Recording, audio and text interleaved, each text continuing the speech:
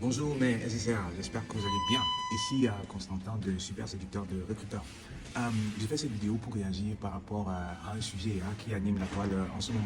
Vous avez sans doute été informé, que ce soit sur les réseaux sociaux, que ce soit par vos proches, du décès du fils du PCA d'une certaine banque au Cameroun. Donc un multimilliardaire avec plusieurs centaines de milliards à son actif. Et c'est très triste parce que lors de la cérémonie, lors du deuil de son enfant, c'est son troisième fils, lors de la cérémonie, il s'est exprimé ouvertement et a accusé son ex-femme d'avoir détruit leurs enfants. Et donc, il a 3 garçons, je ne sais pas s'il a 3, mais là, 3 sont mis en lumière.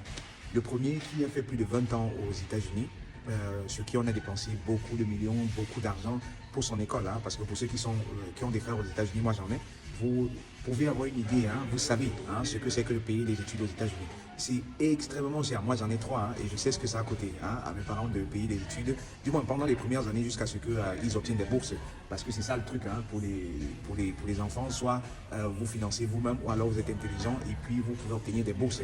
C'est ce qui s'est passé avec mes frères. C'est-à-dire qu'au bout de 2 ans, au bout de 1 an, 2 ans, ils avaient obtenu des bourses et c'est comme ça que les parents ont pu respirer. Donc je sais de quoi je parle. Donc le premier fils ayant passé 20 ans aux États-Unis, pendant toutes ces 20 années, a reçu beaucoup de milliards, beaucoup de centaines de milliers de dollars pour ses études et est rentré au Cameroun 20 ans après sans diplôme. Zéro, nada, zéro diplôme.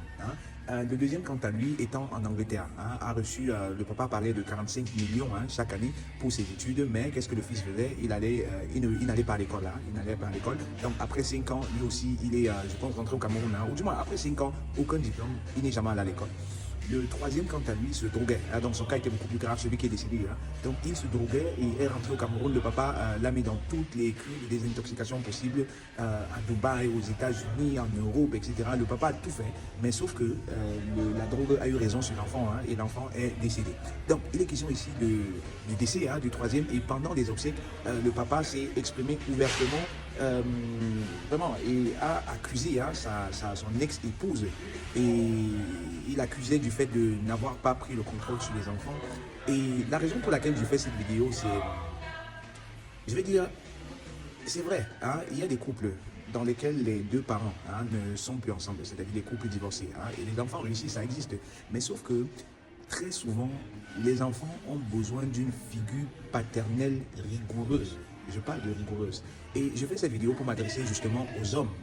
C'est vrai, on a souvent tendance à dire que les enfants, ce sont les enfants de la mère. Oui, c'est vrai. Mais sauf que beaucoup de mères manquent de rigueur lorsqu'il s'agit d'éduquer les enfants.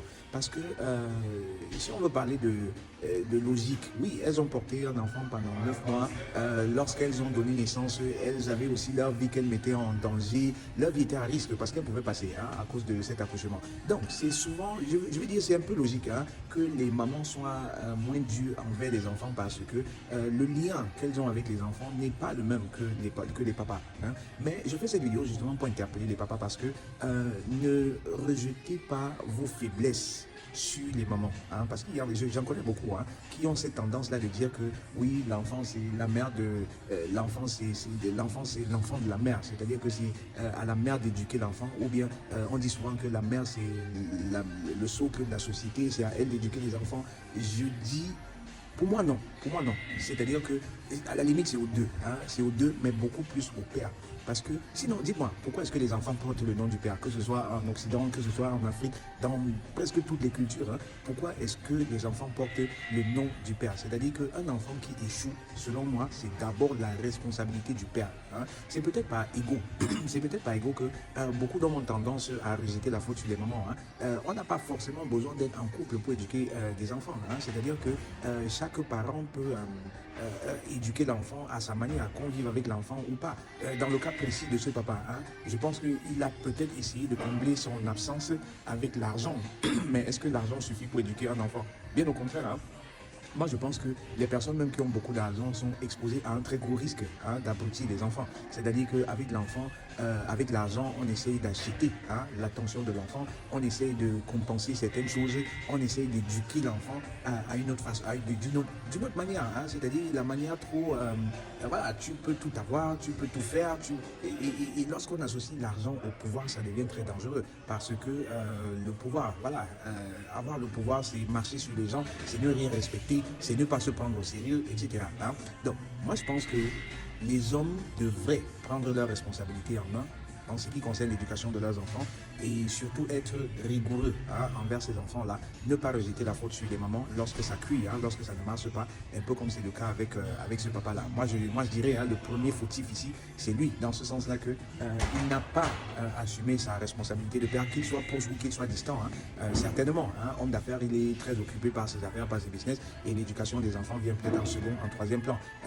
Les enfants, dans ce cas, sont... Voilà, j'ai pas envie de tirer sur les enfants, parce que les enfants n'ont pas choisi de naître dans une famille où les moyens ne font pas défaut. C'est leur chance, mais cette chance-là s'est retournée contre eux, dans ce sens que on les a tous abrutis. Je vais dire, je ne sais pas combien d'enfants de paix au total, mais si on parle de 3 enfants, c'est 3 garçons qui sont tous les 3 des abrutis. Voilà, je vais dire, il est difficile de penser que les autres soient plutôt bien portants. Et au moment, je vais conclure la vidéo en interpellant aussi les mamans. En interpellant les mamans, ne déchargez pas la responsabilité de la réussite sur vos maris ou sur le père de vos enfants. Parce que beaucoup de mamans aussi se déchargent de cette responsabilité se disant que si le père ne le fait pas, ben basta, je ne le fais pas. Prenez la responsabilité de vos enfants. Parce que si le père ne se sent pas responsable, si le père ne le fait pas, c'est à vous de reprendre le flambeau, c'est à vous de le faire. Pour ne pas détruire les enfants. Parce qu'en fin de compte, les enfants sont les plus gros perdants. Les enfants sont les plus gros perdants. Non seulement ils n'ont pas votre amour, non seulement ils n'ont pas leur propre vie à eux, ils deviennent des abrutis et c'est comme ça qu'ils vont de souffrance à souffrance. À croire que l'argent ne fait pas le bonheur. Bon, moi je pense que une fois que l'argent est là, le bonheur devient toute une autre histoire. Ça devient une histoire de valeur, ça devient une histoire d'ambition, ça devient une histoire de beaucoup d'autres choses, de rigueur, surtout de discipline. Donc dites-moi ce que vous pensez dans la vidéo.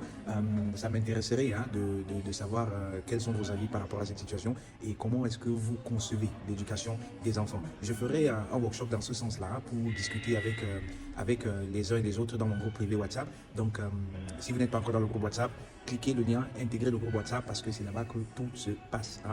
Je vais faire un live dans lequel on va parler éducation des enfants, on va parler éducation personnelle. Dans ces workshops, généralement, j'aborde tous les sujets possibles, que ce soit les finances, que ce soit la famille, que ce soit la carrière, que ce soit le développement personnel, bien de thèmes qui pourraient vous intéresser. Donc, intégrez le groupe et dites-moi en commentaire ce que vous en pensez. C'était Constantin pour vous hisser au sommet de votre carrière professionnelle. Portez-vous très bien et à très vite.